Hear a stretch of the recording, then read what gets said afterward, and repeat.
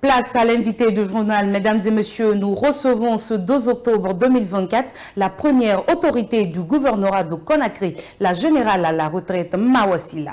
Bonsoir madame. La Guinée célèbre ce 2 octobre 2024 les 66 ans de sa souveraineté nationale. Qu'est-ce que cette date représente pour vous? C'est une date de la proclamation de notre dignité. Qui veut parler de dignité parle de la liberté. La liberté vient de l'indépendance. Et cette date-là nous rappelle la lutte de nos ancêtres pour la libération avec les coloniaux. Et c'est une date mémorable de joie et de réconfort pour les Guinéens, car on a été libérés à travers le référendum dirigé par un digne fils du pays, en l'occurrence du feu Ahmed Sékou Touré. La junte féminine guinéenne a joué un rôle crucial dans l'avènement de la Guinée à son indépendance. Est-ce une fierté aujourd'hui pour vous en tant que femme? Il faut retenir d'abord que tout ce que un pays veut, un peuple veut comme développement ne peut pas se faire sans la femme. Car la femme, elle est mère de famille, elle a son mari. Quand elle adhère à quelque chose, c'est la population entière qui adhère. Et si vous avez vu sur les images passées, la présence de Mafori Bangoura, la présence de Lofo Camara, mais aussi ce que Mbalia a fait, ça a mobilisé toutes les femmes autour, et là où la femme va, ses enfants sont derrière. En se basant sur vos constats, le président général Mamadi Doumbouya a-t-il inscrit les préoccupations des femmes guinéennes au centre de ses préoccupations? Tout à fait. C'est à confirmer. La preuve est que cette année, nous ne sommes pas au 8 mars. Ce n'est pas la date du 8 mars pour les femmes, mais le président de la République a dédié la fête de l'indépendance de cette année aux femmes guinéennes. Et au-delà de ça, depuis que le président Mamadi Doumbouya est aux commandes, il a fait beaucoup de progrès au niveau des femmes pour les accompagner dans leur indépendance. Parce que l'autonomisation de la femme fait libérer une famille. Parce que la plus grande des familles sont soutenues par les femmes. Aujourd'hui, quand vous sortez à 5 h du matin, à 4 h du matin, les premières personnes à rencontrer, ce sont les femmes. Et les dernières à se coucher, ce sont les femmes. Vous avez ces femmes qui soutiennent leur famille, leur mari, mais les enfants à l'école. Donc le président a placé la situation, la préoccupation des femmes dans l'une des premières priorités de son mandat. Et justement, le chef de l'État a porté sa confiance sur votre modeste personne en vous nommant gouverneur de la ville de Conakry. Dites-nous quels sont les objectifs que vous vous êtes fixés depuis votre nomination pour faire de Conakry l'une des meilleures capitales de la sous-région ouest-africaine.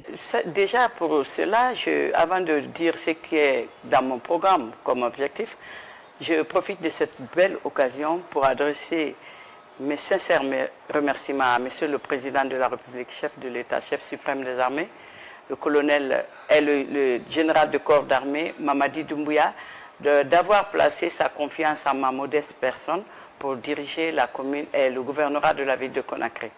À mon arrivée ici, moi je me suis fixé un seul objectif.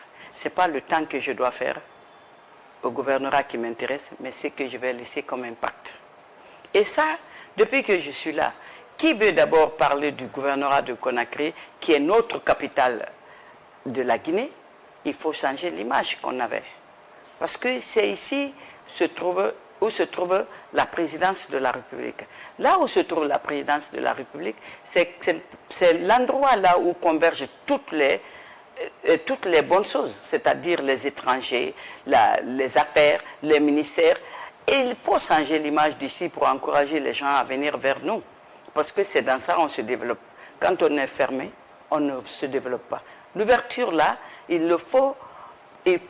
ne peut l'avoir que à travers l'image de notre capitale. Et depuis qu'on est arrivé, on a commencé par d'abord changer l'image de notre Conakry pour que ça puisse être attrayant à partir de l'extérieur. Aujourd'hui, les Guinéens, ils sont à l'extérieur, mais quand ils prennent des images d'ici, il va falloir le confirmer devant les autres Parce que les gens disent que ce n'est pas Conakry. Et on ne va jamais s'arrêter. Conakry s'est étendu jusqu'à Manéa, du côté Koya, et jusqu'à Kabele, du côté de Dubrika. Nous allons continuer à aménager et œuvrer.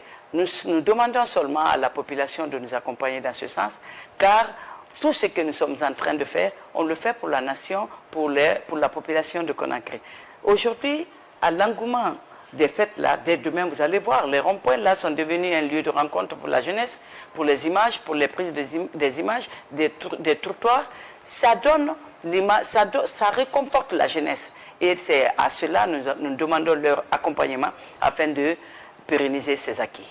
66e année d'indépendance, le pays est aujourd'hui dans un processus de refondation en cours. Quelles sont les stratégies mises en place aujourd'hui pour libérer les différentes voies routières de Conakry par les femmes vendeuses? Le constat est quand même alarmant dans la capitale de Conakry.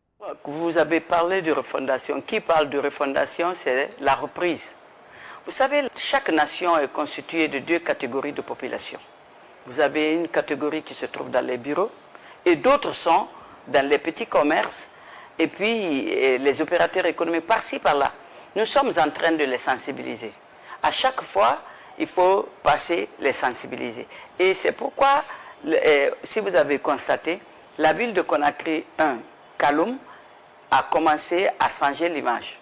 Et partout où on a fini l'aménager, on interdit totalement de s'installer aux bordures de ces routes. Parce que nous sommes en quête des marchés. Il faut agrandir les marchés pour intégrer toutes ces installations. Mais qu'à cela ne tienne, nous tenons à sensibiliser parce que ce n'est pas la force. Moi, je suis dans mon bureau, je gagne ma vie ici. Mais il y en a qui ne gagnent leur vie qu'à travers leur petit commerce. Et quand une femme, vous avez des familles, quand ils sortent pour aller s'installer, toute la famille attend leur retour pour qu'ils viennent et pour qu'elles soient de retour pour préparer quelque chose à manger. Donc nous comprenons leur situation. Mais pour la beauté de Conakry, il faut que nous laissons les trottoirs quand même libres.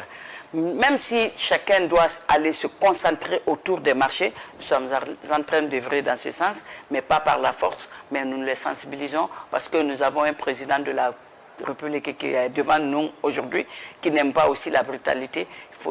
Il faut passer par la sensibilisation pour que tout le monde se retrouve dans la refondation que nous sommes en train de faire. Merci d'avoir répondu à nos questions, madame. Je rappelle que vous êtes la gouverneure de la ville de Conakry.